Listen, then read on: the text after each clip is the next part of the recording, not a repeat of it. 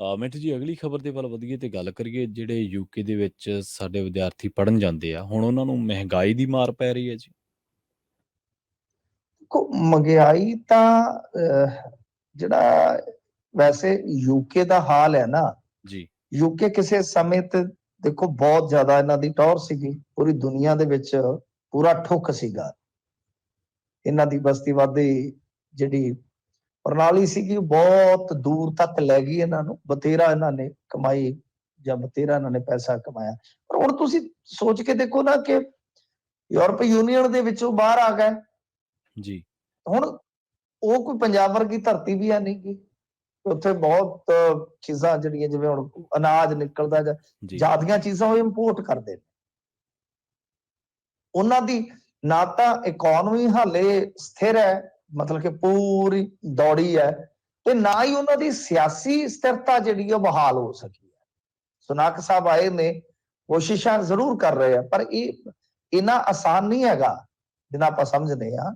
ਇਹ ਕਾਫੀ ਟਾਈਮ ਲੱਗਦਾ। ਤੇ ਇਨਫਲੇਸ਼ਨ ਤੇ ਵੈਸੇ ਹੀ ਸਾਰੀ ਦੁਨੀਆ ਦੇ ਵਿੱਚ ਹੈਗੀ, ਇਹਦਾ ਅਸਰ ਹੈਗਾ, ਪਰ ਕੁਝ ਦੇਸ਼ਾਂ ਦੇ ਵਿੱਚ ਇਹਦਾ ਅਸਰ ਬਹੁਤ ਜ਼ਿਆਦਾ। ਹੁਣ ਜਿੱਦਾਂ ਆਪਾਂ ਕੈਨੇਡਾ 'ਚ ਵੀ ਦੇਖਿਆ, ਕੈਨੇਡਾ 'ਚ ਵੀ ਬਹੁਤ ਜ਼ਿਆਦਾ ਮਹਿੰਗਾਈ ਦੀ ਮਾਰ ਸਟੂਡੈਂਟਾਂ ਨੂੰ ਪੈ ਰਹੀ ਸੀਗੀ। ਵੈਸੇ ਤਾਂ ਮਹਿੰਗਾਈ ਦੀ ਮਾਰ ਸਭਨਾਂ ਨੂੰ ਪਏਗੀ, ਪਰ ਜਿਹੜੇ ਬੰਦੇ ਸੀਮਤ ਆਮਦਨ ਵਾਲੇ ਆ ਜਾਂ ਜਿਨ੍ਹਾਂ ਦੇ ਕੋਲ ਸੀਮਤ ਕੰਮ ਦੇ ਮੌਕੇ ਆ, ਉਹਨਾਂ ਲਈ ਬਹੁਤ ਜ਼ਿਆਦਾ ਮਾਰੂ ਹੋ ਜਾਂਦੀ ਹੈ। ਜੀ ਬਿਲਕੁਲ। ਜਾਂ ਜਿਹੜਾ ਬੰਦਾ ਨਵਾਂ ਸਟਰਗਲਰ ਹੈ, ਉਹਦੇ ਵਾਸਤੇ ਮਹਿੰਗਾਈ ਬਹੁਤ ਜ਼ਿਆਦਾ ਹੈ। ਤਾਂ ਖੈਰ ਗੱਲ ਇਹ ਆ ਕਿ ਹੁਣ ਯੂਕੇ ਤੋਂ ਜਿਹੜੀਆਂ ਖਬਰਾਂ ਆ ਰਹੀਆਂ ਨੇ, ਵਾਕਿਆ ਪਰੇਸ਼ਾਨ ਕਰਨ ਵਾਲੀਆਂ। ਇਹਦਾ ਇੱਕ ਕਾਰਨ ਵੱਡਾ ਇਹ ਆ ਕਿ ਯੂਕੇ ਨੇ, ਮੈਂ ਜਿਵੇਂ ਤੁਹਾਨੂੰ ਦੱਸਿਆ ਕਿ 4 ਛਿੱਲੜ ਕਮਾਉਣ ਵਾਸਤੇ ਪਿਛਲੇ ਸਾਲ ਵੀਜ਼ੇ ਬਹੁਤ ਦੱਬ ਕੇ ਦਿੱਤੇ ਸਨ, ਰਿਕਾਰਡ ਤੋੜ ਵੀਜ਼ੇ ਦਿੱਤੇ ਸਨ ਇੰਡੀਅਨ ਸਟੂਡੈਂਟਸ ਨੂੰ। ਜੀ। ਉਹਦੇ 'ਚ ਜ਼ਿਆਦਾਤਰ ਹੈਗੇ ਸਨ ਆਪਣੇ ਪੰਜਾਬੀ। ਪੰਜਾਬੀਆਂ ਨੂੰ ਏਜੰਟ ਤੁਹਾਨੂੰ ਪਤਾ ਹੀ ਹੈ, ਲੱਲੇ ਭੱਬੇ ਲਾ ਕੇ ਤੇ ਕਹਿੰਦੇ ਹੁੰਦੇ ਬਸ ਚੜ ਜਾ ਤੂੰ ਜਹਾਜ਼ੇ। ਇਸ ਕਰਕੇ ਇਹ ਜਿਹੜੇ ਐਤਕੀ ਵੀਜ਼ੇ ਦਿੱਤੇ ਇਹਨਾਂ ਨੇ 1,27,000, ਇਹਦੀ ਤਾਦਾਦ ਦੇ ਵਿੱਚ ਜੇ ਤੁਸੀਂ ਦੇਖੋਗੇ ਤਾਂ ਵੱਡਾ ਹਿੱਸਾ ਜਿਹੜਾ ਉਹ ਆਪਣੇ ਇਹਨਾਂ ਸਟੂਡੈਂਟਾਂ ਦਾ ਹੀ ਹੈ, ਜਿਹੜੇ ਪੰਜਾਬ ਤੋਂ ਵੀ ਜਾਂਦੇ ਆ। ਖੈਰ ਇੱਥੇ ਜਿਹੜੀ ਹਾਲਤ ਆ ਉਹ ਹੁਣ ਜ਼ਿਆਦਾ ਵੱਧ ਰਹੀ ਹੈ। ਜਿਵੇਂ ਖਾਸ ਤੌਰ ਤੇ ਤੁਸੀਂ ਦੇਖੋਗੇ ਕਿ ਜੋ ਰੈਂਟਲ ਹੁੰਦੇ ਨੇ ਘਰ ਜਾਂ ਇਸ ਤਰ੍ਹਾਂ ਜਿਹੜੇ ਅੱਗੇ ਲੱਗੇ ਹੁੰਦੇ ਕਿਰਾਏ ਭਾੜੇ ਤੇ, ਉਹ ਬਹੁਤ ਜ਼ਿਆਦਾ ਮਹਿੰਗੇ ਹੋ ਗਏ ਨੇ ਉੱਥੇ। ਤੇ ਉਹ ਇੱਕ ਮੈਂ ਸਟੂਡੈਂਟ, ਸ਼ਾਇਦ ਉਹਦਾ ਨਾਮ ਰੀਆ ਸੀ, ਉਹਦਾ ਸੁਣ ਰਿਹਾ ਸੀ ਵਰਜ਼ਨ। ਉਹ ਕਹਿ ਰਹੀ ਸੀ ਕਿ 7 ਸਾਲਾਂ ਦੇ ਵਿੱਚ ਇੱਥੇ ਮੈਂ ਬਹੁਤ ਜ਼ਿਆਦਾ ਵੇਖਿਆ ਕਿ ਮਹਿੰਗੀਆਂ ਹੀ ਹੋਈ ਗਈਆਂ, ਚੀਜ਼ਾਂ ਮਹਿੰਗੀਆਂ ਹੋਈਆਂ।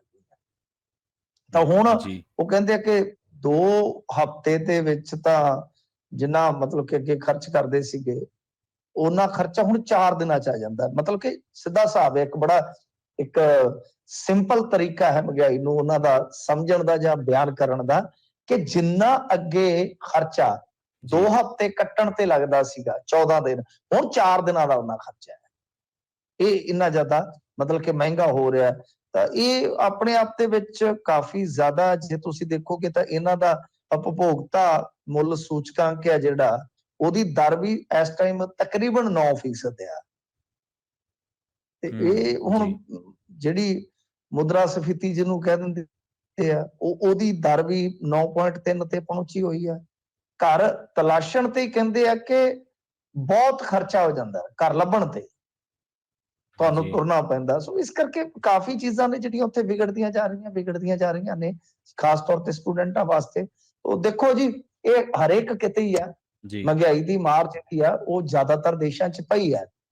ਇੰਡੀਆ ਦੀ ਬਚਤ ਹੋ ਗਈ ਕੁਝ ਵੱਡੇ ਸਟੈਪ ਲੈਣ ਕਰਕੇ, ਜਾਂ ਕਹਿ ਲਓ ਕਿ ਕੁਝ ਜਿੱਦਾਂ ਕਹਿ ਲਓ ਕਿ ਕਈ ਵਾਰ ਰੱਬ ਵੀ ਤੁਹਾਡਾ ਵਾਲੀ ਹੁੰਦਾ ਹੈ। ਇੱਥੇ ਵਸੋਂ ਬੜੀ ਆ, ਇਨਫਾਰਮਲ ਸੈਕਟਰ ਬੜਾ ਮਜ਼ਬੂਤ ਆ, ਤੇ ਬਚ ਗਏ ਕਿਉਂਕਿ ਤੇਲ ਰਸ਼ੀਆ ਤੋਂ ਲੈ ਲਿਆ।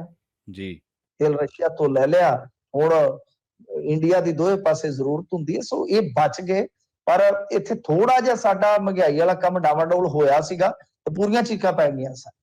ਇਹਨਾਂ ਨੂੰ ਰੈਪੋ ਰੇਟ ਵਧਾਉਣਾ ਪੈ ਗਿਆ ਸੀ। ਜੀ, ਮਹਿੰਗਾਈ ਦੀ ਮਾਰ ਸਾਰੇ ਕਿਤੇ ਮਿੰਟੂ ਜੀ। ਅਮਰੀਕਾ ਕੈਨੇਡਾ ਵੀ ਲੋਕਾਂ ਦੀਆਂ ਚੀਕਾਂ ਕਢਾਈਆਂ ਪਈਆਂ ਮਹਿੰਗਾਈ ਨੇ।